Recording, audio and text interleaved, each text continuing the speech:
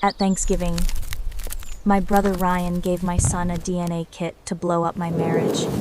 But karma is a funny thing, and when the results came back, it was his life, not mine, that got nuked.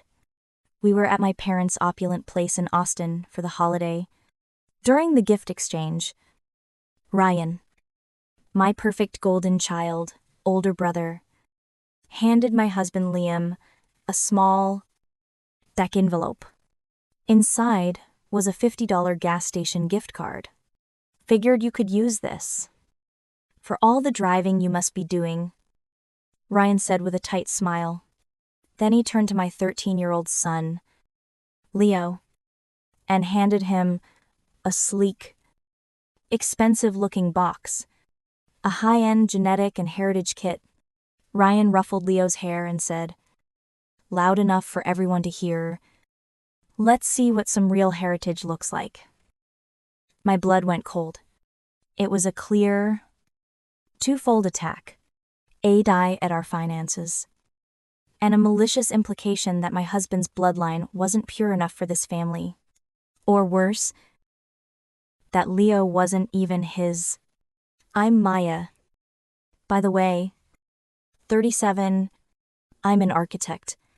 My husband, Liam, is a brilliant software developer, and our son Leo is the best kid you could ever ask for. We have a good life, a normal life, and my brother Ryan has always hated us for it. See, Ryan is 40, and he's been the golden child his entire life. He works in luxury car sales, which basically means he gets paid a huge commission to flatter rich people. In my parents' eyes, Ryan can do no wrong. He's the successful one, the charismatic one, the one who carries the family name, and that, of course, made me the scapegoat. You know, the dynamic, if I got an A, Ryan got an A+, or at least he told everyone he did. When I got my architect's license, a huge achievement, Ryan announced he'd broken some regional sales record. My parents, Susan and Robert, threw him a party. It wasn't until years later I found a name for it. This psychological dynamic, the golden child and the scapegoat, it's not just simple favoritism. It's a sickness. The golden child, the one put on the pedestal, is actually living in constant, suffocating terror of failure. They can't ever be wrong, which means someone else always has to be. That was my job. I was the family's problem filter. Ryan's insecurities, my parents' anxieties, any crack in their perfect public image. It all got projected onto me. My career as an architect. Oh, that's a cute hobby. Maya. My husband, Liam, a mere software developer. Not one of them. Ryan's hostility towards Liam was relentless. He'd make these backhanded comments about Liam's salary, his car, his background. He once borrowed a designer handbag from my mom to give to his wife, Chloe, right in front of Liam, saying, "Someone's got to make sure the women in this family are taken care of." Right. The implication was clear. Liam couldn't provide for me the way Ryan could for Chloe. And the worst part, my parents, classic enablers, my mother, Susan, would just laugh nervously and say, "Oh, you know how he is. Maya, he just jokes." My father, Robert, would just clear his throat and change the subject. Anytime I tried to bring up how much Ryan's behavior hurt, it was like I was speaking a different language. They didn't want to hear it, because acknowledging my pain would mean acknowledging that their perfect son, their perfect family, was a complete illusion. So, for years, I just ate it. I swallowed the insults. I smiled at the $50 gift cards. I endured the digs at my husband. I just kept the peace. But that night, holding that DNA kit, something inside me finally snapped. This wasn't just a casual insult. This was a calculated attack, wrapped in a box and handed to my 13-year-old son. That night, after Leo was asleep, Liam and I sat in our living room. The sleek white box was on the coffee table between us like a bomb. Liam, who is the most patient man I have ever met, just stared at it. A $50 gas card. Maya. He thinks I'm his chauffeur. It's not about the gas card. Liam, I said, my voice tight. It's this. I tapped the DNA kit. He's not just calling you poor. He's calling me a cheater. Liam looked up, and I saw the hurt in his eyes. He's implying Leo isn't mine. Of course he is. I shot back, the anger finally boiling over. Leo has my eyes, not yours. Ryan's been making those little comments for years. Genetics are so funny, aren't they? You just never know what you'll get. He's not clever. He's just malicious. I stood up. I couldn't sit still. I was vibrating with a rage I had held down for almost 40 years. He wants to plant a seed of doubt. He wants you to look at Leo and wonder. He wants to destroy us. Just because we're happy and he's whatever he is. Liam was quiet for a second. Then he said, "So what do? We do the test?" I said. My voice was suddenly calm. Cold. Leo's been curious about this stuff anyway. He thinks it's science. So, we'll treat it like science. We'll do the test. And when it comes back, 100% confirming you are his father, I'm going to frame the results. And I'm going to mail them to Ryan. A small smile played on Liam's lips. Okay. Let's do it. Leo was thrilled. He's 13. So he's into genetics and Vikings and all that stuff. He swabbed his cheek, sealed the vial, and was tracking the package online like he was waiting for a new video game to drop. He had no idea about the poison his uncle had tried to inject into our family. A week later, we were at my parents' house for Sunday dinner. The let's pretend Thanksgiving didn't happen meal. Ryan was there with his wife, Chloe, and their kids, 14-year-old Owen and 8-year-old Ava. At the table, Owen, who's a good kid. I'm just curious, like Leo, piped up. Hey, Uncle Liam. Leo told me he did that DNA heritage thing. That's so cool. Can we do one? I want to see if we're related to anyone famous. The reaction was instant and bizarre. Ryan slammed his fork down on his plate. The sound made everyone jump. Absolutely not. He snapped. His voice was so sharp, so full of sudden anger, that the entire table went silent. Owen shrank back. I just thought, it's stupid. Owen, Ryan said, his face flushing red. It's a waste of money and a waste of time. We know our heritage. We're not mixed. He shot a pointed look at Liam. Chloe, his wife, put a warning hand on his arm. Ryan, may God. He was just asking. And I answered. Ryan spat. My mother, Susan, immediately went into fix-it mode. That high-pitched, nervous laugh of hers filled the silence. Oh, Ryan, I don't be such a stick in the mud. I actually think it sounds like fun. A family tree project, you know. I'm going to order some more. I'll get one for you. Ryan. and one for me. We'll all do it together. Won't that be a lovely family activity? Ryan's smile was a mask of pure fury. He looked at my mother like he wanted to strangle her. But he was trapped. He couldn't object without looking even more like a lunatic. Fine. Mom? He bit out. Whatever. Sounds great. I caught Liam's eye across the table. He was just as confused as I was. Why would Ryan, the man obsessed with bloodlines and heritage, be so violently against a test that proved it?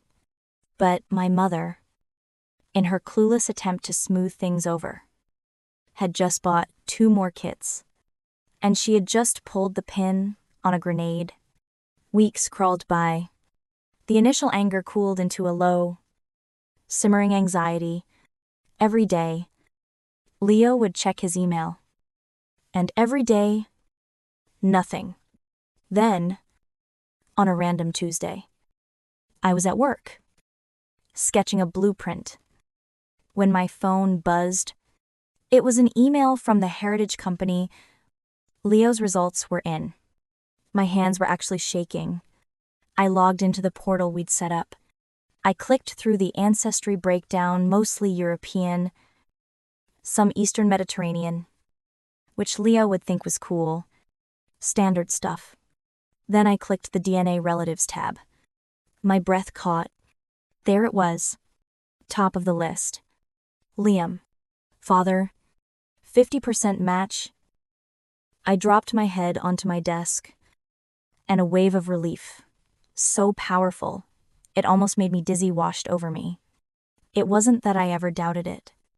Not for a second. It was the relief of knowing Ryan's poison had failed. The trap he set for us was empty. I took a screenshot of the results. The beautiful, simple, scientific words, Liam. Father. I texted it to Ryan with a single message. Looks like Leo's heritage is perfectly clear after all. Funny how science works. Who? He didn't respond. I expected a sarcastic comeback. An accusation that the test was fake. Something. But I got nothing. Just complete radio silence. That should have been my first clue that the story wasn't over. The real bomb was still waiting to go off. 3 days later, my phone rang. The caller ID said, "Dad?" I answered cheerfully. "Hey, Dad. What's up?" Silence. Then, a voice I barely recognized. It was my father, Robert. But he sounded hollow, dead. All the air had been punched out of him. "Maya," he said, and his voice was a dry croak. I need you to come over to the house." A cold dread immediately flooded my chest. What's wrong? Is it Mom? Is she okay? Your mother's fine, he said, drawing the word out. Just come over. Now. And Maya. Yeah. Don't bring Liam or Leo. Just you. Come to my study. He hung up. My mind was racing the entire drive over. What could be so bad that he couldn't say it over the phone? Why, just me. I kept replaying his voice in my head. That hollow, empty sound. I'd never heard my father sound like that. He was always so put together. So in control. I parked in the driveway of their huge, quiet house in Westlake Hills. The place I grew up. It usually felt like a museum, but today it felt like a tomb. I let myself in. "Dad," I called out. "In the study?" He answered. His voice was muffled. I walked down the hall, my heart hammering against my ribs. The door to his study was open. He was sitting behind his massive mahogany desk, but he wasn't looking at me. He was just staring at a few sheets of paper on his desk blotter. His face was pale, gray, almost Dad, you're scaring me. What's going on? He looked up at me, and his eyes were lost. I got my results, he said. No, not his. He corrected himself. Your mother's results came in. I frowned. Mom's from the DNA kit. Okay. So what?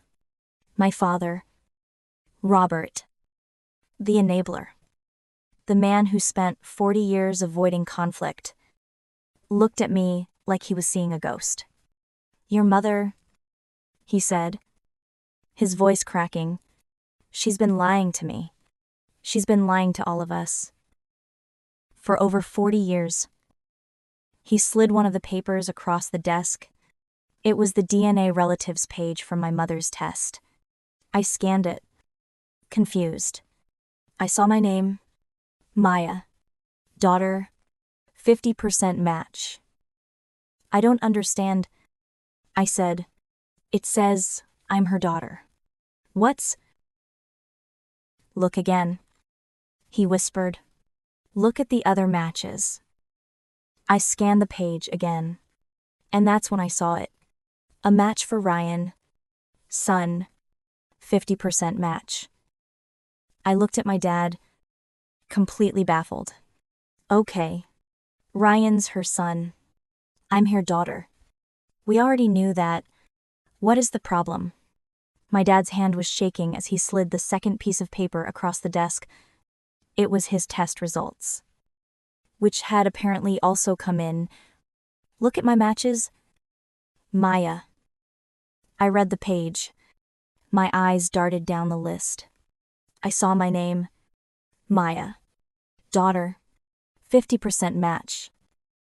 And then I kept looking and looking. Ryan's name wasn't there. There was no match for Ryan. Not as a son, not as a nephew, not as a distant cousin. Nothing. The room went completely silent. I could hear the ticking of the grandfather clock in the hall. What does this mean? I whispered. But I already knew. My father put his face in his hands. It means, he said, his voice thick, that the family's golden child, the heir to the family name, my perfect son. He looked up at me, his eyes full of a lifetime of betrayal. He's not my son. Ryan is not my son. The heritage trap. The one Ryan had so maliciously set for my husband. It had just snapped shut, but it hadn't caught Liam. It had caught Ryan, and my father, and my entire family. Ryan, the man whose entire identity was built on his heritage, his bloodline, the one who looked down on everyone else, was a lie. That study, which had always felt so cold and imposing, suddenly felt like a pressurized cabin about to explode. Susan, Ryan, get in here. My father's voice wasn't a request. It was a roar I had never heard before. My mother, Susan, and my brother, Ryan, walked in, their faces a mixture of confusion and annoyance. Robert, what is it? You're making a scene. My mother started. Ever the social manager. Ryan, seeing me, immediately sneered. What's this? Maya, did you come running to Daddy with some new complaint? My father didn't say a word. He just slid the 2 DNA reports into the middle of his desk. Explain these. Ryan's smug expression didn't falter. He glanced at them. Explain what? It's your stupid tests. Look at them, Robert bellowed. My mother picked up her results first. See? Robert. It says, I'm Maya's mother and Ryan's mother. What's the... Now look at mine. My father said, his voice dropping to a lethal whisper. My mother's eyes scanned his report. She froze. Her hand went to her throat. She looked at the paper, then at my father, then back to the paper. The color drained from her face. Ryan, seeing her reaction, snatched the paper from her. He read it, and for the first time in his entire charmed life, I saw genuine, cold-blooded panic in my brother's eyes. This is a mistake," Ryan stammered. "These things are wrong all the time. Right, Mom? It's a lab error." "Is it, Susan?" my father asked, his voice breaking. "Is it a lab error? Or have you been lying to me for 41 years? My mother just crumpled. She fell into one of the leather guest chairs, her face in her hands, and this horrible, dry, sobbing sound filled the room. I don't. It was before we were married," she whispered. "Just before. I always thought he was yours. I convinced myself he was yours." "Who?" my father demanded. "Who was it?" "Susan." But my mother just rocked back and forth, weeping. "He's gone. It doesn't matter. He's dead." My father looked at Ryan, his golden child, his son, with a look of such profound betrayal it was almost physical. "You've built your whole life on my name, on our heritage, the heritage you were so quick to throw in your sister's face." Ryan was cornered. He was pale and sweating. Dad, listen to me. It doesn't change anything. I'm still your son. I've always been your son. It's just biology." "Get out," my father whispered. What Ryan said, "Get out of my house. You're no son of mine." "Dad." "No, you can't." Ryan was frantic. And in his panic, he made his second, and much bigger, confession. "You don't understand. I knew." The weeping stopped. My father's head snapped up. "What did you say?" "I knew," Ryan yelled, his voice cracking. "Well, I suspected. A great aunt let something slip years ago. Before she died, I did my own test. I've known for 5 years." The room was dead silent. My father just stared at him. The betrayal had just received a new, sharp blow. "You knew," my father said. "You've known for 5 years? And you said nothing." "I was scared," Ryan pleaded. "I was scared you'd do exactly this, that you'd disown me." And then it clicked. All of it. The constant digs at Liam, the hostility, the obsession with our money, our status. It wasn't just projection. It was panic. You've been draining the family investment fund, haven't you?" I said. It wasn't a question. The words just came out of my mouth, cold and clear as glass. Ryan's head whipped toward me, his eyes wide with a new, animalistic terror. "What are you talking about?" my father asked, looking at me. "The fund." "Dad," I said, my mind suddenly working faster than it ever had before. Ryan's been high-flying in a bad car market for years. It never made sense. He was panicked. He knew he was a fraud. And he was building a nest egg. He's been stealing from you. From us. "Ryan?" my father asked. Ryan didn't even try to deny it. He just broke. "I had to. It was my safety net. What was I supposed to do? Let you throw me out with nothing? It's what I deserved." The sheer audacity of it hung in the air. He had been stealing from the family for 5 years. all while accusing my husband of not being good enough to be part of it.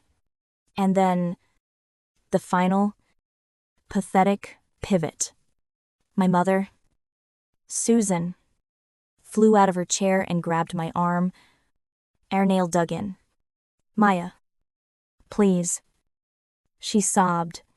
"Please, I don't let this happen. He's your brother." Ryan turned to me, his eyes full of desperate, ugly tears.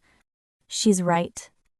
Maya, please, you have to calm him down. Keep this in the family. Please. Maya, don't let this destroy us. Think of the family." And that was it. That was the moment the old Maya, the scapegoat, the peacekeeper, died. I pulled my arm out of my mother's grasp. I looked at her and at my brother, and I felt nothing, just a cold, hard clarity. "Keep the peace," I said. My voice was quiet, but it cut through their hysterics. "I've been keeping the peace my whole life. Do you even know what that means?" They just stared at me. It meant that I was the family's poison filter. That's all I was. I was the place you dumped all the dysfunction, all the hypocrisy, all the lies you didn't want to look at. My job was to absorb it all, to smile, to be the problem, so that everyone else could pretend to be perfect. I looked at Ryan. I was the scapegoat for a lie I didn't even know existed. "You've been projecting your own fraud onto me and my husband for years. You've made my life hell to cover up your own." I turned to my mother. "And you begged me to keep the peace just now. You weren't asking for peace. You were asking me to be quiet. You were asking me to swallow this poison. Too. The biggest one of all, you were asking me to protect him from the truth." I took a step back, away from both of them. "No," I said. "I'm done being your filter. I'm not protecting him. And I'm not protecting you. We're not keeping the peace anymore. We're telling the truth." My father, Robert, just stared at me. The man who had enabled this his entire life was gone. And in his place was someone I'd never seen.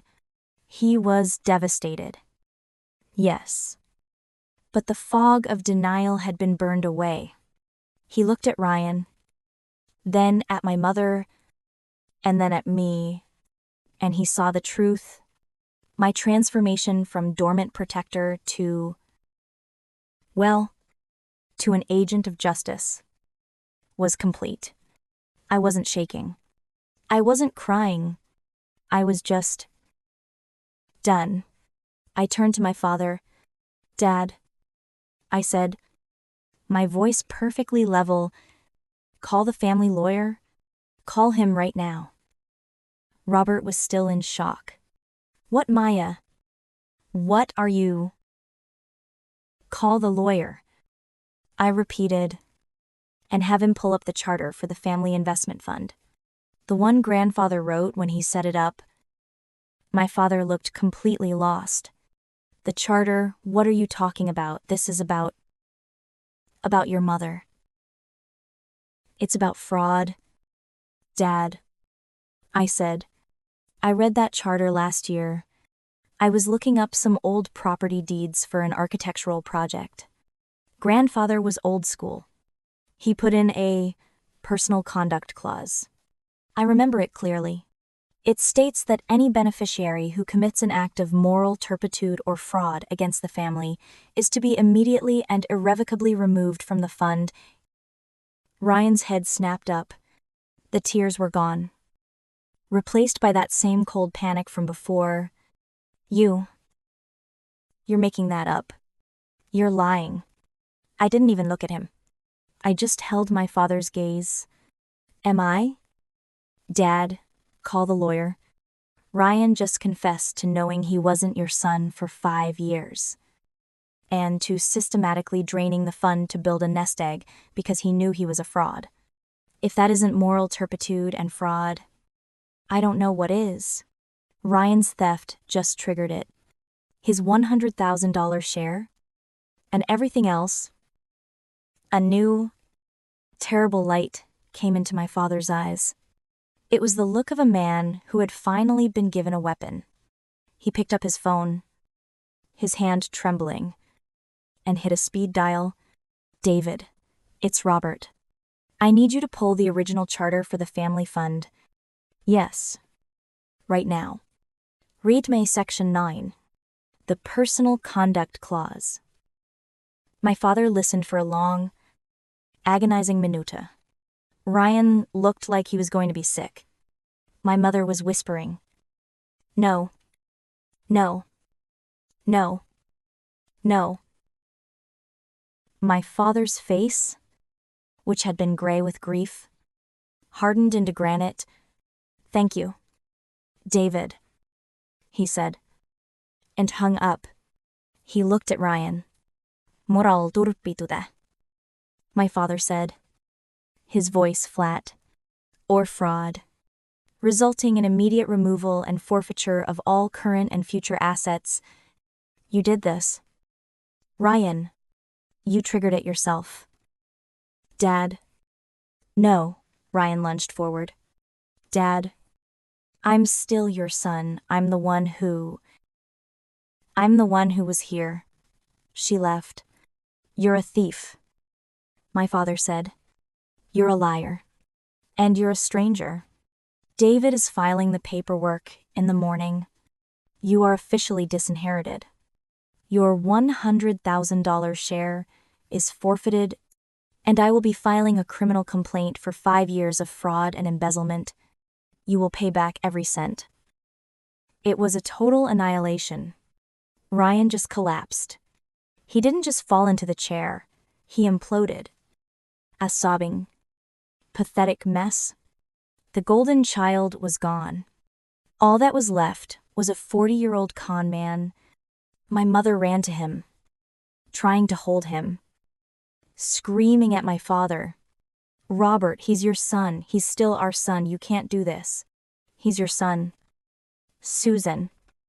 My father shot back. The words like bullets. And you enabled this? You lied. You both did. And then the final piece fell. Chloe, Ryan's wife, who had been standing in the doorway, silent, watching this whole nightmare unfold. She just stepped forward. Her face was pale, but she wasn't crying. She looked relieved. She placed her wedding ring on the corner of my father's desk. Ryan, she said, her voice clear and strong. I'm filing for divorce. I'm taking Owen and Ava, and I'm going back to my parents' place, and I will be testifying against you in the fraud case. Ryan's head jerked up, his face a mess. Chloe, you can't. I'm your husband. You're supposed to be on my side. Chloe laughed. A real, bitter laugh. Your side, Ryan. I've known you were draining those accounts for a year. I thought you had a gambling problem. But this is sociopathic. You let me live in fear of financial ruin. All to cover this lie. You were never afraid of losing your father. You were just afraid of losing his money. She looked at me. And you did this. You set me free. Thank you. Maya. She turned and walked out of the study, out of the house, and out of our lives. Ryan was a ruin. He had lost his father, his name, his inheritance, his wife, and his children, all in the span of about 10 minutes. All because he just had to give my son that DNA test. My mother was still weeping, begging my father to fix this. My father looked at her, his face just empty. Fix it, there's nothing to fix. Susan, You will not speak of this to anyone. You will stay in this house. You will not divorce me, because I won't give you the satisfaction. You will live with the public shame of what your son has done, and you will live with my silence for the rest of your life. That is your sentence." He looked at me, the scapegoat, the daughter he had ignored for decades. "Maya," he said, his voice thick. I'm sorry." I just nodded. There was nothing else to say. I turned around, walked out of the study, and left the wreckage of my old family behind. The aftermath was as brutal and efficient as a controlled demolition. Ryan became a social and financial pariah overnight. The criminal complaint for fraud and embezzlement was filed. His accounts were frozen. The luxury car was repossessed. He was buried in legal fees he couldn't pay. And the friends who had flocked to his side when he was the golden child vanished. My mother, Susan, is living out her sentence. She's a ghost in that opulent house. My father, Robert, barely speaks to her. He provides for her. But there is no warmth, no forgiveness. He sentenced her to live with the public shame of what Ryan had done, and with the private knowledge of her own 40-year lie. It was a colder justice than any court could deliver. My relationship with my father is changed. It's strained, and it's quiet. But, for the first time in my life, it's honest. He calls me. He asks about my work, about Liam, about Leo. He's apologized twice for his decades of blindness. He's trying to see the daughter he had, not the scapegoat he needed. My own small family, me, Liam, and Leo, we've never been stronger. The poison that was meant to tear us apart only served to temper us, to make us stronger. We were vindicated. We were whole. Which brings me to 1 year later, today, Thanksgiving. The house is full of noise, and it's warm. The smell of turkey and roasted vegetables is in the air. Leo and Owen are yelling at a video game in the living room. Little Ava is showing Liam her drawings. My parents, Robert and Susan, are not here. They called last week. A stiff, awkward conversation. They were going to manage the situation with Ryan. My mother, in her enabling way, is still trying to fix her broken golden boy. My father, in his weary way, is still cleaning up the financial mess. They chose to spend their holiday with the wreckage, and for the first time in my life, it was okay. I didn't feel angry. I didn't even feel sad. I just felt free, because my table is full. I'm here. Liam is here. Leo is here. And sitting across from me, pouring a glass of wine and laughing, is Chloe. And her 2 children, Owen and Ava. After the divorce, Chloe and I stayed in touch. We helped her find a lawyer. We helped her move. We testified on her behalf. We became family. I looked at this new, loud, happy, complicated table. None of us were bound by the heritage that Ryan was so obsessed with. We weren't a perfect bloodline. We were just people who had chosen each other. There's a pain that people who have cut off toxic family members rarely talk about. It's the guilt. The world tells you that blood is thicker than water, that you're supposed to forgive, that you're supposed to endure. But they don't tell you what to do when that blood is poison. They don't tell you that sometimes the most courageous act of love is to perform surgery, to cut out the part that's killing you, even if it has your name. I spent my whole life fighting for a seat at a table that was built on a lie. I was so desperate to be one of them that I let them poison me. Looking at my new family. At Chloe, a woman I admire. At Owen and Ava, who are so much happier now.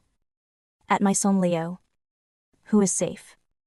And at my husband Liam, who I love. I realized I was never meant for that old table.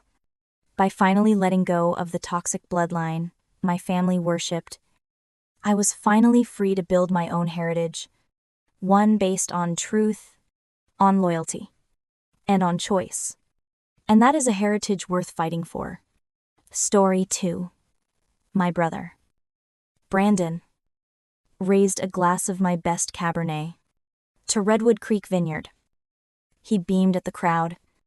Finally, it's family property. His guests, all gathered on my tasting patio, cheered and raised their own glasses. I just stood by the old oak tree, watching him boast. What he didn't know, what none of them knew, was that the court order he was waving around like a trophy was based on a complete and total lie. As he started rambling about his plans for a grand reopening, 2 sheriff's cars crunched up the long gravel path. The celebration was over. It all started a week earlier. My mother Brenda's living room was packed. She'd called an emergency meeting on a Sunday afternoon, which was code for family gossip. Everyone was required to attend. The air in the room was thick and strange, buzzing with an anticipation that didn't include me. My brother, Brandon, and his wife, Heather. I were sitting on the sofa like they were holding court. They were practically glowing, whispering to each other and barely able to contain their excitement. I leaned against the doorframe, sipping my coffee, just waiting. I knew this song and dance. It was never good for me. Thank you all for coming. Brenda began, standing by the fireplace and wringing her hands. She looked so proud. Brandon has some absolutely wonderful news to share with everyone. Brandon stood up, pulling out his phone. He had this fake humble entrepreneur look on his face, the one he used right before he asked for money. Thank you, Mom. As you all know, he started. Heather and I have been looking for a way to save the family legacy. I almost choked on my coffee. His legacy so far consisted of 3 failed startups, all funded by maxing out our mother's credit cards. He launched into this grand speech about Redwood Creek Vineyard, my vineyard, that beautiful land our Uncle Robert left to the family when he passed. He said, his voice dripping with false sentiment. My Uncle Kevin, who was sitting in the corner, frowned. I don't think Robert ever... Brandon just talked right over him. It's a place that should have been for all of us, for our children to make memories. But, as you know, Olivia has been squatting on it for years. Squatting. That was the word he chose. The room turned to look at me. I just stared back, my face blank. What do you mean? Squatting out, Deborah asked. Leaning in. The vineyard Olivia's been using, Mom explained. Like she was talking to a child. The one Uncle Robert intended for all of us. She's been living there, running it like it's hers, refusing to share access or profits with the rest of the family. That's not kinda curate, I said quietly. Let me finish. Olivia. Brandon snapped, shooting me a look. The king was speaking. The point is, that property is a family asset. It should have been available for all of us to build something, but Olivia's been territorial about it. She's been hoarding it. He paced in front of the fireplace. A true martyr. She refused to listen to reason. She refused to help me when my last business venture hit a snag. She left me no choice. So, Heather and we decided to take action. He looked at Heather, who picked up the cue perfectly. We filed a lawsuit, Heather said, her voice dripping with pride. A petition. Really? To force the sale of the property. As family members with clear inheritance rights, we had legal standing. Brandon puffed his chest out, taking over, and the court agreed. 100%. The judge saw right through the capper situation and ordered the property sold at auction to finally settle the estate dispute. He paused for dramatic effect, looking around the room at all the captivated faces, and guess who the highest bidder was? He pointed at himself with both thumbs, a grin splitting his face. We got it. $3.6 million. And the best part, it's worth at least $4.8 million. We saved the family legacy. And we're getting a massive return. The room exploded. My aunts and uncles were clapping, some even standing. My mother, Brenda, was openly crying, dabbing her eyes with a napkin. Oh, Brandon, I'm so proud of you, she sobbed. You see, he's always thinking of his family. And Brandon is so generous, Heather added, grabbing his arm. He's agreed to let all of us be partners in the new wine label. We're going to rebuild it. A real family enterprise. More applause. They were all calculating their cut. I just watched, my coffee cup warm in my hands. I hadn't said a word. I let the scene play out. A silent movie of their greed. I waited until the clapping died down. And then I spoke. My voice was flat, cutting through the excitement. When exactly do you take possession? Brandon's smile tightened.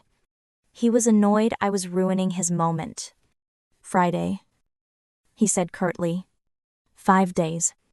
The sheriff's office is handling the eviction notice. You'll need to be out by Thursday night. Olivia. He looked me up and down. Seriously. I'd start packing if I were you. An eviction notice. I repeated. The words tasted like ash. Oh. Don't be so dramatic. Olivia, my mother said, her voice sharp. All her proud tears were gone, replaced by the familiar sting of resentment. You've had 3 years squatting up there. Rent-free. That's more than generous. It's time to let the real family enjoy it properly. It's time for you to share. I took a slow sip of my coffee. It was cold now. That's interesting, I said, because I didn't receive any eviction notice. Brandon scoffed, waving his hand impatiently. It was filed with the court. Olivia, it's all legal. You'll get served this week. They probably just taped it to the gate. I kept my eyes on him. Was this petition lawsuit? I asked. Filed in Sonoma County Superior Court. His confidence wavered. Just for a second? Yes. Of course. Judge Alistair presiding. Everything is 100% legal and proper. I have the paperwork right here. And the case number. He fumbled for a document in his blazer pocket and rattled it off. Proud of his paperwork. Proud that he'd followed the steps. Why? What are you planning to do? Go down there and fight it. You'll lose. The judge already ruled. It's over. I finally set my coffee cup down on the end table. Excuse me one moment. I turned and walked into the quiet hallway, pulling my phone from my pocket. I could hear their excited chatter firing up again behind me. They were already planning the grand reopening. I dialed. Milavier. Ms. Hayes. Answered on the second ring. Ms. Hayes. It's Olivia. I said, my voice low. I'm at my mother's house. And, apparently, my brother just filed a petition lawsuit against me regarding the Redwood Creek Vineyard. I gave her the case number. I heard the sound of typing, fast and sharp. Hold on, she said. Okay. I see it. Ms. Hayes said after a few seconds. Filed 8 months ago. And... Yep. There's a default judgment. She paused. Olivia, did you ever receive service on this? Were you ever handed papers by a process server? No. I said, this is the first I'm hearing of it. From my brother. In my mom's living room. Then the default judgment is invalid on its face, she said. Her voice hardening. I heard more typing. Let me read the file. Okay. The plaintiff, your brother, claimed the property was inherited family property from a Robert Morrison, who died in... Uncle Robert. I filled in, right, but... Olivia. Robert Morrison didn't own that vineyard. You do. I know. I said, can you prove that she asked? It was the formal, legal question. Yes. I said, I bought it in 2017 for $2.5 million. I have the deed. I have the title insurance. I have the mortgage records, which I paid off 3 years ago. I have paid the property taxes continuously, every year, for 7 years. The county records will show me as the sole owner of record for that entire time. There was a moment of stunned silence on the other end of the phone. Hold on. Ms. Hayes said. Just hold on. I'll be right back. I didn't wait. I clicked off the phone and walked back into the living room. The mood was electric. They were already looking at websites for expensive new bottling equipment. Heather was talking about redesigning the tasting room. Brandon. I said. The room went quiet, all eyes on me. I must have looked pale. Or upset. Brandon's face settled back into a smirk. He thought this was the part where I begged. If you're going to beg to stay, Olivia, save it, he said, holding up a hand. The sale is final. The court has spoken. I'm not going to beg, I said. I'm going to explain to you why you've all just made a terribly mistake. What are you talking about? Heather said. Her voice sharp. The judge ruled on false information. I said, the vineyard isn't family property. Brandon. It never was. I looked around at all of them. Their confused, angry faces. I bought it. I said, in 2017, for $2.5 million. Brandon let out a sharp, barking laugh. It was a reflex. That's absurd. You were 28 years old. You didn't have $2.5 million. You were a glorified coder. I was 28. I corrected him. With a Ph.D. in data science. And I was a senior executive at a tech firm that had just been acquired by a major player. My signing bonus and my vested stocks totaled $4.2 million. I bought the vineyard with cash for most of it. And I never, ever told any of you. Because I knew exactly what you would do. I knew you'd do this. You're lying, Heather said. But the color was starting to drain from her face. You'd have to prove it. Okay, I said. I pulled my phone from my back pocket. Public records are a wonderful thing. I pulled up the Sonoma County Assessor's website. I typed in the address for Redwood Creek Vineyard. The page loaded, and I held it up for all of them to see. Owner of record, Olivia. My full name. Purchase date August 2017. Purchase price $2,500,000. Current assessed value $4,800,000. My Uncle Kevin, who had been quiet this whole time, grabbed the phone from my hand. He stared at the screen, his eyes wide, scrolling. Jesus Christ? Live, he whispered, looking at me. It's true.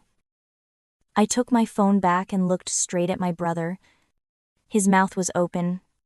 He was shaking his head, trying to make it make sense. So when you filed a petition lawsuit, I said, my voice as cold and flat as a stone, claiming my property was inherited family property. You committed fraud. When you told a judge you had inheritance rights, you committed perjury. The color drained from Brandon's face. He was staring at the phone screen, at the public record. And his reality was crumbling. I paid $3.6 million, he yelled, his voice rising into a panicky squeak. I have the cashier's check. The sale is final. The court said so. The sale is invalid if it was based on fraud. I said calmly. That's insane, Heather shouted. Standing up, the judge ruled. The judge ruled based on the lies you provided. I shot back. And another thing, did you ever properly serve me with notice of this lawsuit? Brandon and Heather just exchanged a quick, guilty glance. I'll take that as a no, I said. So, not only did you lie about ownership, you never properly served the actual owner. The default judgment is invalid on multiple grounds. My phone, which was still in my hand, buzzed again. I looked at the screen. It was Ms. Hayes. 1 second. I said to the room. I answered it. Ms. Hayes. Her voice was tight, professional. Olivia. I found the core of his petition. This is much, much worse than I thought. I need you to listen to me very carefully. It's fine, I said, looking right at my brother, whose eyes were wide with terror. I'm putting you on speaker. My family should hear this. I tapped the button. The sharp, a clear voice of Miss Hayes filled the entire living room. Olivia. To convince the court of his standing, Ms. Hayes said. To prove this was family property. Your brother submitted a letter of intent as evidence. It was purportedly from your Uncle Robert, gifting the Redwood Creek Vineyard to a so-called family trust. My blood went cold. I found that in his desk. Brandon stammered, looking at our mother. After he passed, it was his wish. No. Mr. Brandon. Ms. Hayes cut in, her voice like ice. It was not. We have a certified copy of Robert's final will. He left Olivia $100,000, which she received. He left you nothing. That letter, Mr. Brandon, is a forgery. The room completely stopped breathing. My mother, Brenda, put her hand over her mouth. To everyone listening in that room, Ms. Eyes continued, and I could picture her in her office, ticking points off on her fingers. Filing a false claim with the court is perjury. That's a felony. But manufacturing evidence, that is forgery. That is aggravated fraud on the court. attempting to seize a $4.8 million asset using that forgery isn't a family dispute. It's a slate of serious, prosecutable felonies. We are talking about wire fraud, possibly bank fraud, depending on how he secured the auction funds. She paused, and the silence was deafening. This is well beyond a civil matter. We are talking about serious, significant prison time. Heather let out a small, choked, gasping sound, like she'd been punched. I am filing an emergency motion to vacate the judgment based on this fraud and the forgery right now. Ms. I said, it will be granted. And Olivia, she said, her voice softening just a fraction. I want you to know, I am now legally and ethically obligated to notify the Sonoma County District Attorney's Office of the forgery and the fraud on the court. I understand. I said, I need you in my office. In an hour. On my way. I said. I ended the call. The living room was silent. Absolutely. Deathly silent. Except for the sound of Heather, who was now crumpled on the sofa, making these awful, high-pitched gasping sobs. Brandon was just frozen, staring at the phone in my hand as if it were a snake. His face was a waxy, pale gray. My mother, Brenda, was the one who finally broke the silence. Her head snapped up, and she looked at me. Her face wasn't sad. It wasn't apologetic. It was twisted into a mask of pure, unadulterated rage. You, she shrieked, pointing a trembling finger at me. This is your fault. I just stared at her. I couldn't even process the words. You did this, she screamed, taking a step toward me. You hid your money, you hid that vineyard, you let him do this, you set your own brother up. Brenda, calm down, Uncle Kevin said, standing up. No, she yelled, whirling on him. She did, she knew, she's cruel, she's always been cruel. She's right, Aunt Deborah said, her voice shaking, but finding its strength. You could have stopped this. Olivia, you could have told us. Why would you hide your success from your own family? It's unnatural. And just like that, the entire narrative shifted. The switch was flipped. In the span of 30 seconds, Brandon was no longer a criminal who had committed multiple felonies. He was a victim, and I was the perpetrator. I looked at their faces, one by one. The confusion was gone, replaced by a new, unifying certainty. They were all nodding. Yes, it was my fault. I had trapped him. It was a strange thing to watch. It was the moment I finally understood. They had heard the facts, but the logic would never compute for them.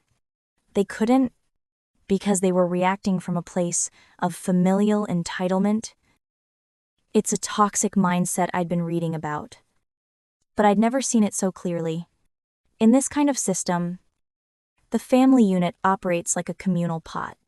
In their minds, my $4.2 million bonus wasn't my money, it was a family resource that I was hoarding.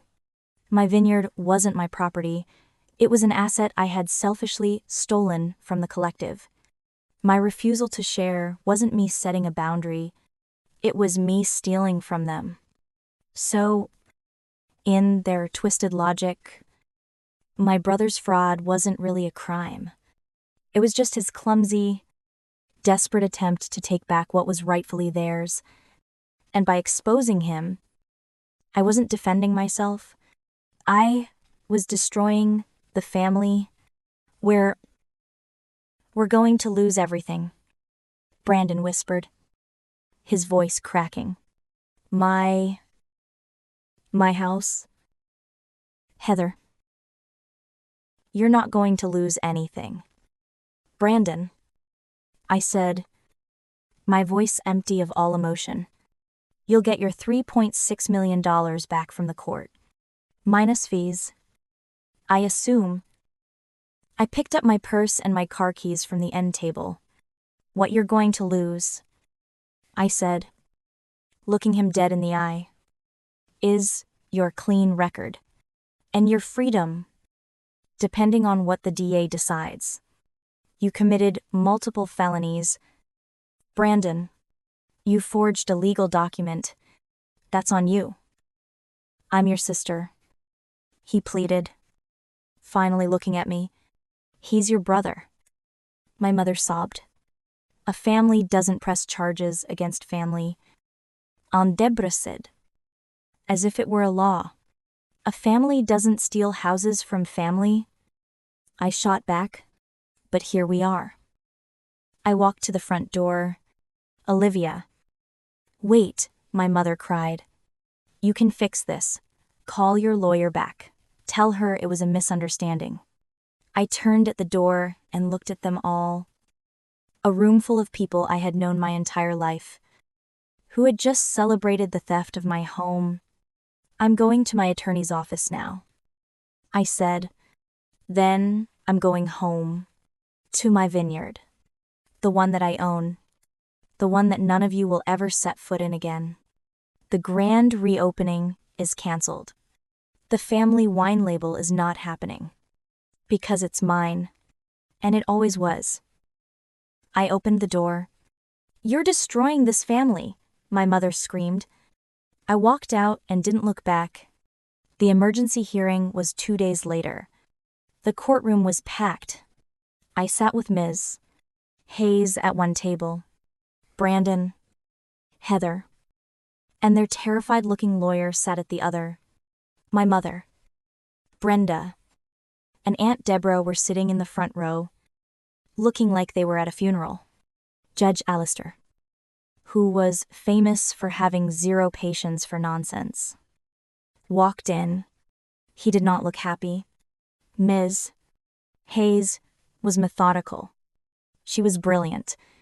She presented the original 2017 deed, 7 years of paid property tax receipts, the bank records from my $4.2 million tech bonus, and the signed affidavits from 2 separate court-certified handwriting experts.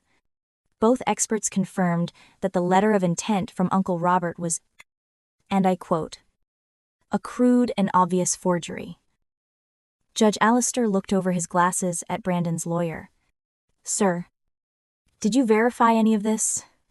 Did you run a simple $30 title search before you filed a lawsuit to auction a $4.8 million property? The lawyer, who looked like he was about to be sick, and just stared at his desk. He was silent. The judge turned his gaze to my brother. Mr.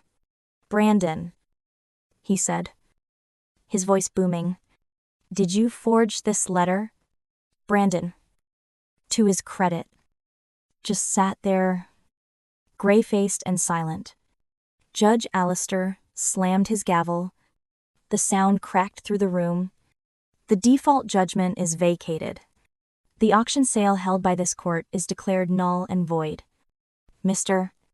Brandon's $3.6 million will be returned by the court, minus significant administrative fees and penalties. He looked at me. Ms. Olivia is and remains the sole, legal, and undisputed owner of the Redwood Creek Vineyard property. He wasn't done. Furthermore, he said, looking back at my brother with absolute disgust, this court finds that this entire lawsuit was filed fraudulently, with malicious intent, and based on manufactured, perjured evidence. I am referring this entire matter, he said, including the clear-cut case of forgery, to the district attorney's office for immediate criminal prosecution. This court is adjourned. It was over. Outside the courtroom, as Ms. Hayes and I were walking to the elevators.